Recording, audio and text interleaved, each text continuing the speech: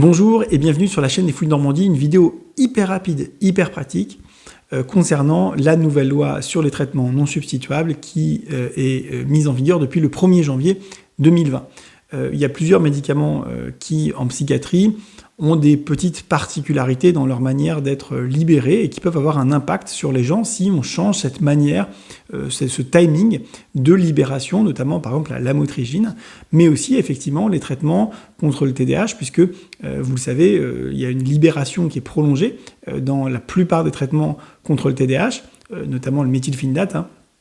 L'écrasante majorité des patients, et c'est d'ailleurs très bien ainsi, bénéficient d'un traitement par méthylphénidate à libération prolongée.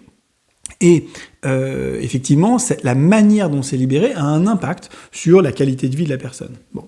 Et effectivement, depuis cette nouvelle loi, par exemple concernant le Concerta qui a une version génériquée qui s'appelle méthylphénidate, eh bien, on peut se demander si le psychiatre va voir un intérêt pour un patient donné à marquer cette mention, par exemple Concerta non substituable, et s'il est possible de le faire. Alors, théoriquement, il n'est pas possible de le faire puisque la nouvelle mention qui s'appelle marge thérapeutique étroite, MTE, qui doit être annotée à côté du médicament qu'on souhaite ne pas être génériqué, donc par exemple en l'occurrence le Lamictal pour la lamotrigine ou par exemple le Concerta, eh bien à côté de ce nom-là doit être marqué non substituable pour cause de MTE, marge thérapeutique étroite.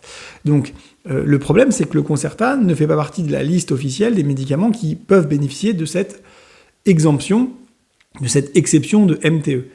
Après, il est possible que ce soit un oubli. Moi, je ne suis pas dans les arcanes du pouvoir. Il y aurait un rationnel pour penser que ce type de médicament puisse rentrer dans les exceptions où on a le droit de marquer MTE et donc on a le droit de marquer non substituable à partir du 1er janvier 2020. Je ne sais pas ce qui va se passer au niveau de ce décret d'application. Je pense qu'il va varier avec le temps. Je pense qu'en fonction des demandes des uns, des autres, des docteurs, des machins, des agences de santé, eh bien peut-être que certains médicaments vont rentrer dans ces exceptions possibles. À l'heure actuelle, officiellement, c'est pas possible, mais voilà, je pense que ça pourrait être assez légitime, puisque, encore une fois, ces molécules-là, la manière dont elles sont diffusées, eh bien, ça peut avoir un impact important sur la qualité de vie des gens. Or, vous savez que pour les génériques, il y a une sorte de tolérance concernant justement cette libération qui est autorisée par rapport à la molécule non générique. C'est-à-dire qu'évidemment, la molécule reste la même, évidemment, la dose reste la même, évidemment, encore heureux. Bon. Mais par contre, il est autorisé pour un médicament générique de la libérer de manière différente.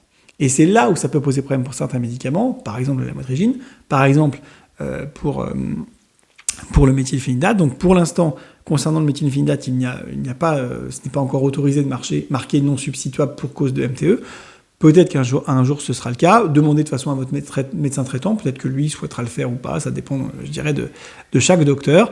Mais voilà un petit peu le point sur cette question sensible. Je comprends que ce soit une question sensible pour plein de gens.